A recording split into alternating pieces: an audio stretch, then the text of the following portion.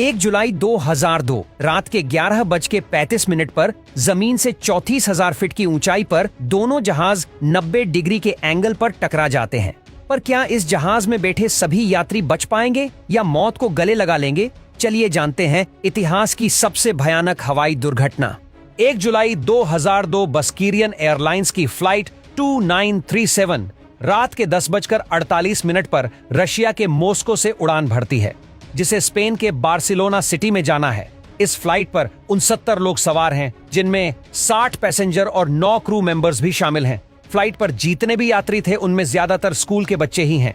आप इस बच्चों की बदकिस्मती कह सकते हो, क्योंकि असल में ये बच्चे एक दिन पहले ही बार्सिलोना पहुंच गए होते अगर इनका ड्राइवर बस को गलत मोड़ को न ले जाता। दरअसल इन बच्चों की फ्लाइट एक दिन पहले थी, लेकिन जिस बस में बैठकर ये बच्चे एयरपोर्ट पर आ रहे थे, उस बस का ड्राइवर ये भूल जाता है कि उन्हें कौन से एयरपोर्ट पर जाना है, और वो इन सभी बच्चों को एक गलत एयरपोर्ट पर पहुंचा देता है, जिस वजह से इन बच्चों की फ्लाइट मिस हो जाती है। फिर इन्हें एक दिन बाद इस फ्लाइट से ट्रैवल करना पड़ता है, जिसमें अभी ये बैठे हैं। इस फ्लाइट के कप्तान हैं 52 वर्षीय अलेक्जेंडर मिखाइलोविच ग्रोस, जिन्हें 12,000 घंटों का फ्लाइट एक्सपीरियंस है।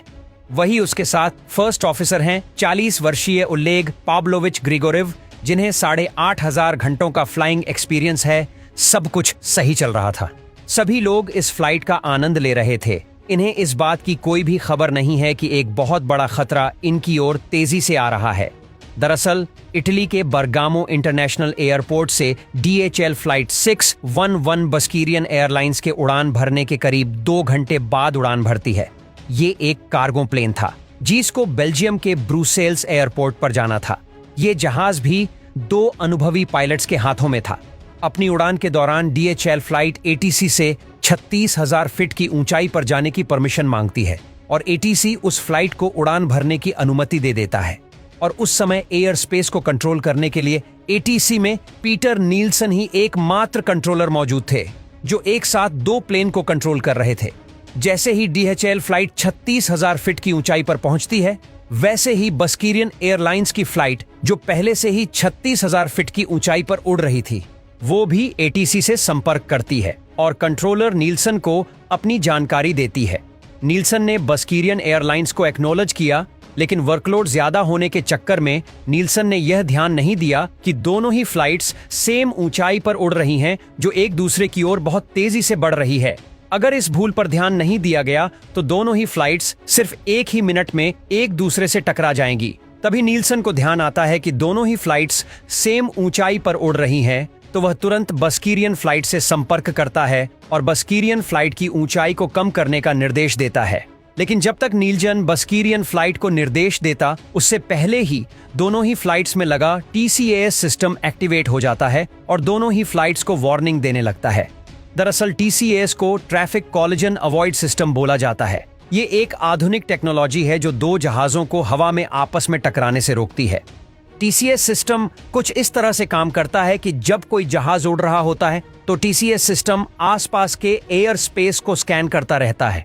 जब 2 जहाज सेम ऊंचाई पर होते हैं तो दोनों जहाजों में लगे TCAS सिस्टम पायलट्स को वार्न करते हैं, और ऑटोमेटिकली एक जहाज का TCAS सिस्टम जहाज को ऊपर जाने का इंस्ट्रक्शन देता है और दूसरे जहाज का TCAS सिस्टम जहाज को नीचे जाने का इंस्ट्रक्शन देता है, जिससे दोनों जहाज बिना टकराए एक दूसरे के ऊपर नीचे से गुजर जाते हैं, जिससे होने वाले एक्सीडेंट को रोका जा सकता है। जब दोनों फ्लाइट एक दूसरे की ओर तेजी से बढ़ रही थी तो TCAS सिस्टम ने बस्कीरियन फ्लाइट को ऊपर जाने के निर्देश दिए और DHL फ्लाइट को नीचे जाने के निर्देश दिए। DHL फ्लाइट के पायलट ने तुरंत TCAS सिस्टम के निर्देश का पालन करते हुए अपने जहाज की ऊंचाई को कम करना शुरू कर दिया, और इसकी जानकारी तुरंत ATC में बैठे कंट्रोलर नील्सन को देनी चाहिए। लेकिन DHL फ्लाइट का पायलट नील्सन से संपर्क नहीं कर पाया, क्योंकि उसी समय में नील्सन बस्कीरियन फ्लाइट के साथ बिजी थे। इधर बस्कीरियन फ्लाइट का TCAS सिस्टम पायलट को निर्देश दे रहा था कि फ्लाइट की ऊंचाई को बढ़ाया जाए, लेकिन ATC में बैठे नील्सन ने बस्कीरियन फ्लाइट के पायलट को जहाज को नीचे लाने का निर्देश दिया था। अब बस्कीरियन फ्लाइट के कप्तान के सामने 2 विकल्प थे। पहला कि वो TCAS सिस्टम के निर्देश का पालन करे, और दूसरा ATC में बैठे नील्सन के निर्देश का पालन करे।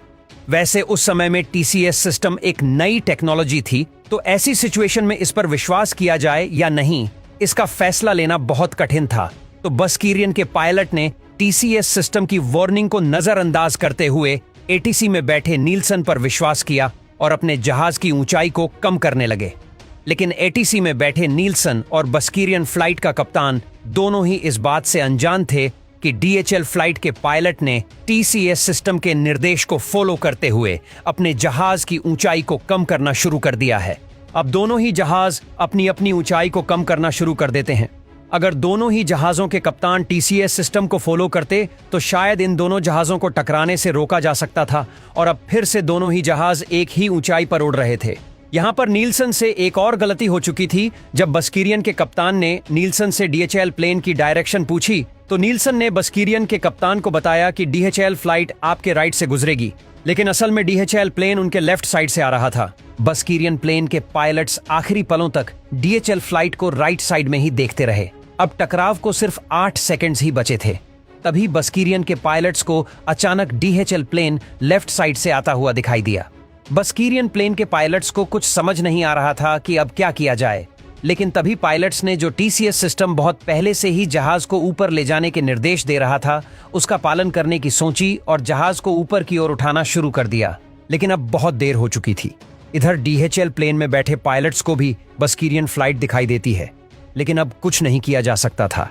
स्थिति अब हाथों से निकल चुकी थी। रात के 11:35 पर जमीन से 34,000 फीट की ऊंचाई पर दोनों जहाज 90 डिग्री के एंगल पर टकरा जाते हैं और डीएचएल प्लेन में लगा वर्टिकल स्टेबलाइजर बस्कीरियन प्लेन को बीच से चीरते हुए निकल जाता है, जिससे बस्कीरियन प्लेन के परखच्चे उड़ जाते हैं और कई किलोमीटर के दायरे में बस्कीरियन प्लेन का मलबा बिखर जाता है। इधर डीएचएल प्लेन का स्टेबलाइजर टूटने की वजह से वो लड़खड़ाने लगता है और डीएचएल प्लेन के पायलट्स जहाज को कंट्रोल करने का भरपूर प्रयास करते हैं, लेकिन बिना स्टेबलाइजर के जहाज को कंट्रोल कर पाना असंभव सा हो रहा था। दोनों जहाजों के टकराव के बाद डीएचएल प्लेन ने करीब 7 किलोमीटर तक और सरवाइव किया, लेकिन अब डीएचएल के पायलट्स को समझ आ चुका था कि उनके जहाज का भी कुछ वैसा ही हाल होने वाला है जैसा अभी बस्कीरियन एयरलाइंस के साथ हुआ है, और देखते ही देखते डीएचएल प्लेन जमीन से टकरा जाता है। ये इतनी भीषण दुर्घटना थी कि दोनों ही जहाजों में कोई भी व्यक्ति जिंदा नहीं बच सका। जिन स्कूल के बच्चों को एक दिन पहले ही बार्सिलोना पहुंच जाना चाहिए था, वो सीधे मौत के मुंह में पहुंच गए।